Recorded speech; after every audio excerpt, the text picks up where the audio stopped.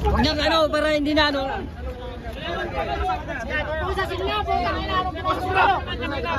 Isa. Masama mo sa. Hindi pa ba kayo?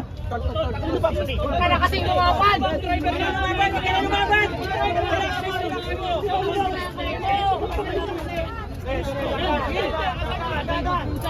Mike, ano po yung komento ninyo, masasabi ninyo, pahayag po ninyo sa nangyayari po ngayon na protesta na pinangungunahan po ng mga Iglesia ni Cristo? Well, una sa lahat, nakikisa po ako sa ating mga kapatid sa Iglesia ni Cristo. Hindi lang naman ang mga INC nandito, kahit kami nandito kami yung organisasyon namin, nandiyan kami, nagsasama-sama ngayon lahat.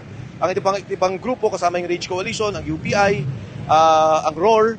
So nandito po naman lahat at kami nakikisa dahil nga, alam mo isa ako sa kinasuhan yung kaso namin, plunder. At tapos nakakatawa, pag announce na pa nila na may plunder kami ng kadante at may warrant kami, syempre non-bailable, ikukulong kami. Yun naman si Secretary Manny Bonoan, ginawang state witness. Kaya nakakatawa talaga yung klase ng ustisya na nakikita natin ngayon na panggigipit talaga doon sa mga nagsasalita laban sa korupsyon.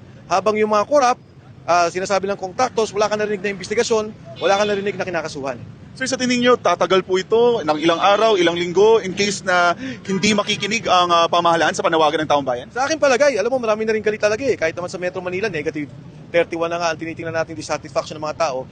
Hinihintay lang nila talaga na isang malaking pagkilos na talagang hihinto lahat. No? Hihinto yung ating bansa, magkakaroon ng pagkilos at pagsigaw na talagang ilabas na tong korupsyon at talagang tugunan. Kasi siguro hindi ko na masabi, no, galit na talaga yung mga tao. Biruin mo, tagal-tagal na. Mag-iisang taon na magmula na nagsalita na dapat na parusahan yung mga na-involved sa korupsyon. Pero hanggang ngayon wala tayong nakikita.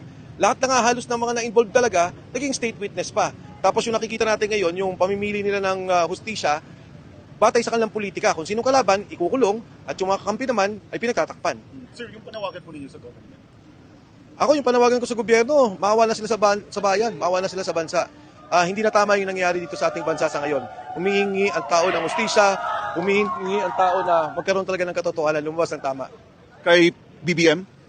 Ako naman, dati ko pa sinabi kay Pangulong BBM na yung klase ng kanyang liderato na sinasabi na nga natin, yung korupsyon na nakita natin, nakaugat sa kanya, sa pinakamataas na pwesto, kay Speaker Martin Romualdez, na hanggang ngayon walang kaso. Dati sabi nila may dalawang senador, no? Si Senator Joel Villanueva, may kaso daw, Senator Chis Escudero, nung nagkabaliktaran na wala na, yung isang hindi bumaliktad, si Senator Jinggoy, nanindigan, kinulong naman nila. At ngayon nga si Senator Marcoleta, wala akong nakikitang involvement talaga, no? Walang kaso na pinag-uusapan, pero yun, non-bailable ulit at plunder. At doon na nga, nadamay na rin ako. Kung Mike,